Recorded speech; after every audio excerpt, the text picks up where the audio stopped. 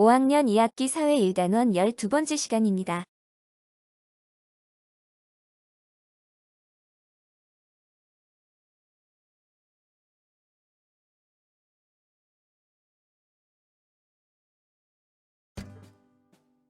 (12차) 시 몽골의 침입과 대응 과정.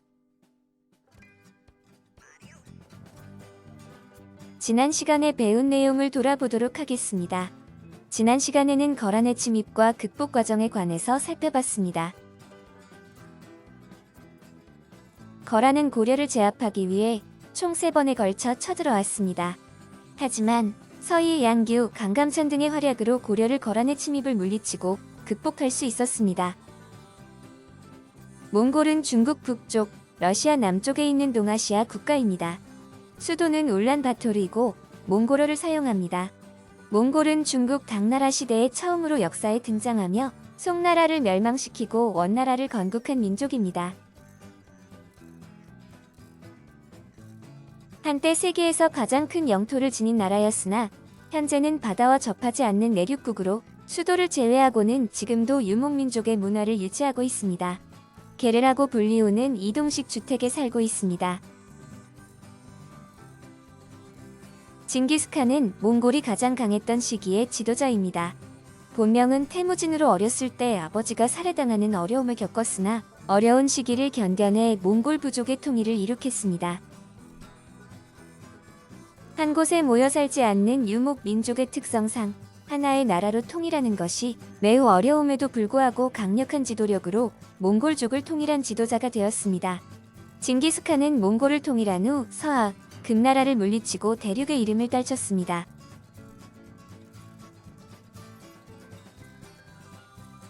원나라는 징기스칸의 손자인 쿠빌라이 칸이 세운 나라입니다.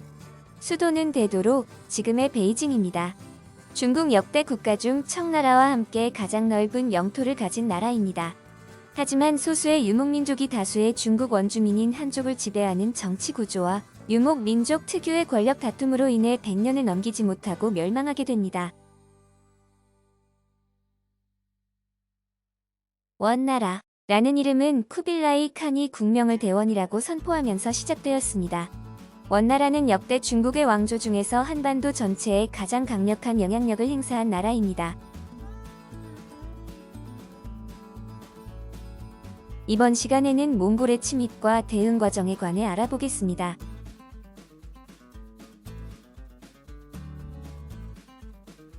북쪽의 유목민족이던 몽골은 칭기즈 칸이 부족을 통일하여 세력이 강해지면서 주변 나라들을 침입했습니다. 몽골은 주변 나라에 물자를 많이 바칠 것을 요구했고 고려에도 사신을 보내 물자를 바칠 것을 무리하게 요구했습니다. 이후 고려에 온 몽골의 사신이 돌아가는 길에 죽자 몽골은 이를 이유로 고려를 침입해왔습니다. 이를 몽골의 1차 침입이라고 부릅니다. 몽골의 1차 침입 이후 고려는 도읍을 개경해서 강화도로 옮기고 몽골과 싸웠습니다. 그러나 고려는 오랜 전쟁으로 국토가 황폐해졌으며 수많은 사람이 죽거나 몽골의 포로로 끌려갔습니다. 또한 황룡사, 구층목탑 등의 문화재가 불타는 피해를 입었습니다. 고려의 역사서인 고려사 저료에서는 그 당시 상황을 이렇게 설명합니다. 몽골 군사에게 포로로 잡힌 남녀가 20만 6,800여 명이나 되고 죽임을 당한 사람이 이루 헤아릴 수 없었으며 몽골 군사들이 거쳐간 고을들은 모두 잿더미가 되었으니. 강화도는 고려에게 지리적으로 매우 중요한 곳이었습니다. 첫째, 서해안에서 배로 개경으로 가려면 강화도를 꼭 지나야 했습니다. 둘째, 섬이 커서 농사를 짓거나 군사를 기르기에 좋은 조건을 가지고 있었습니다. 그래서 고려는 배에 익숙하지 않은 몽골족의 습성을 알아채고 섬으로 수도를 옮겼습니다. 현재 강화도에는 고려가 수도를 옮겼을 당시의 문화인 고려궁지가 남아있습니다. 고려궁지는 고려가 수도를 옮기면서 궁으로 사용했던 유적으로 사적 제133호로 지정되었습니다. 조선시대에도 전쟁이 일어나면 강화도를 피난지로 정했습니다. 조선인조 9년에 옛고려 궁터에 행궁을 지었으나 병자호란 때 청군에 의해 함락되었습니다. 그 후 다시 건물을 지었으나 병인양요 때 프랑스군에 의해 거의 불타 없어져 지금은 동원과 이방청만이 남아 있습니다. 몽골은 바다와 먼 지역에서 발전한 나라로 배를 만드는 일이나 바다에서 하는 전투에 약했습니다. 강화도는 육지와 가까운 섬이지만 물살이 매우 빠르고 갯벌이 넓어 몽골군이 침략하기 어려운 지역이었습니다. 또한 섬의 면적이 넓어 많은 사람이 지낼 수 있었으며 백길로 육지에 세금과 각종 물건을 옮길 수 있었다는 장점이 있는 섬입니다. 고려 초기만 해도 여러 개의 섬으로 나눠져 있었는데 천천히 간척을 하여 현재는 큰 섬과 작은 섬 몇 개로 합쳐졌습니다. 몽골군이 처음으로 귀주에 도착하고 성을 포위한 것은 침략을 시작한 다음 달일이었습니다.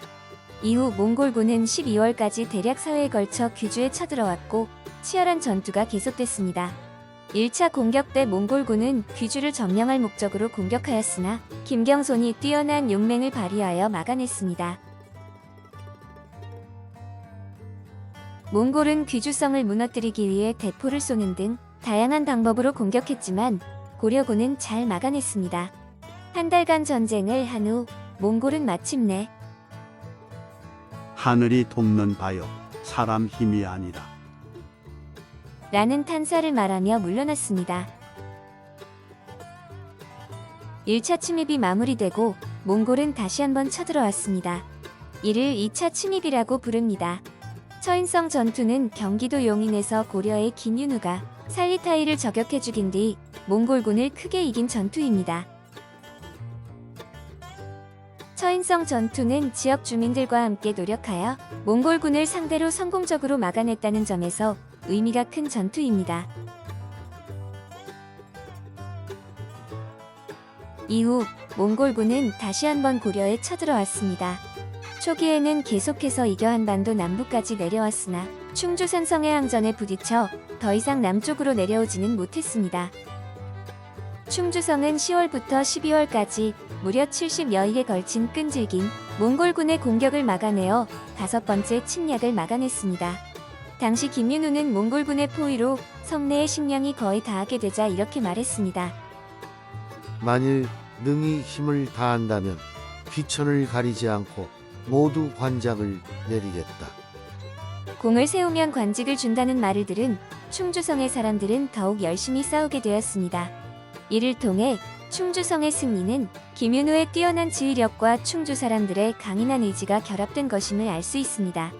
충주성의 승리는 몽골군이 더 남진하지 못하도록 막고 장기적으로 몽골군이 서둘러 철수하게 만든 원인이 되었습니다.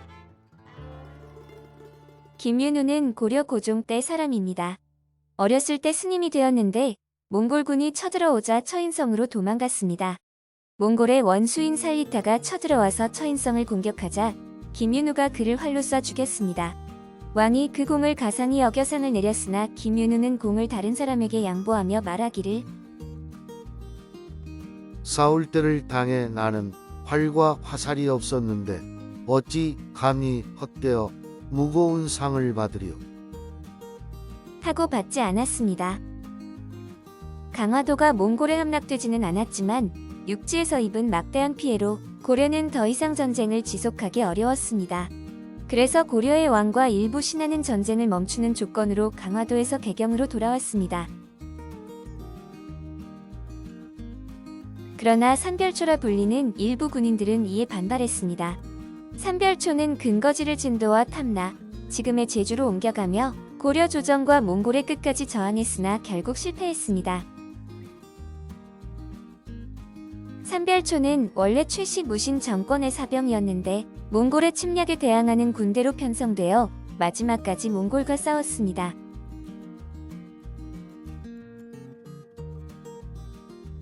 몽골의 침입을 받은 나라는 대부분 멸망했습니다. 이에 비해 고려는 몽골의 간섭을 받았지만 끈질긴 항쟁과 외교적인 노력으로 나라를 유지하고 고유의 문화를 지킬 수 있었습니다.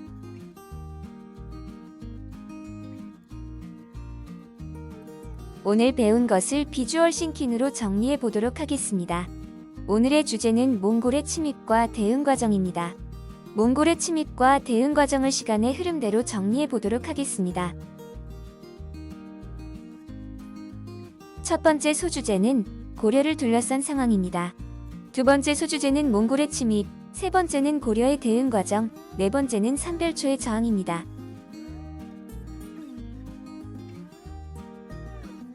다음으로는 각 소주제와 관련된 주요 내용을 적어보겠습니다. 첫째, 소주제 고려를 둘러싼 상황의 주요 내용은 몽골이 강해지면서 주변을 침략하기 시작했다는 것입니다. 둘째, 소주제 몽골의 침입의 주요 내용은 고려에게 물자를 요구하면서 쳐들어오자 수도를 강화도로 옮겼다는 것입니다. 셋째, 소주제 고려의 대응 과정의 주요 내용은 고려군은 잘 싸웠으나 많은 사람이 죽고 문화재가 파괴되었다는 것입니다. 넷째, 소주제 삼별초의 저항의 주요 내용은 삼별초는 몽골과의 화해에 반대하며 끝까지 저항했다는 것입니다. 다음으로 주요 흐름을 비주얼 싱킹으로 표현해 보겠습니다. 비주얼 싱킹 그림은 미술 시간처럼 그리는 것이 아니라 생각을 간단하게 그리는 것입니다. 각 주요 흐름을 읽어보고 쉽게 이해할 수 있도록 비주얼 싱킹으로 표현해 보세요.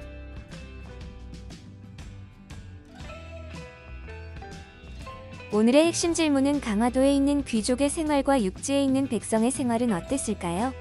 입니다. 그 당시 백성의 입장에서 답변을 학습지에 적어보세요.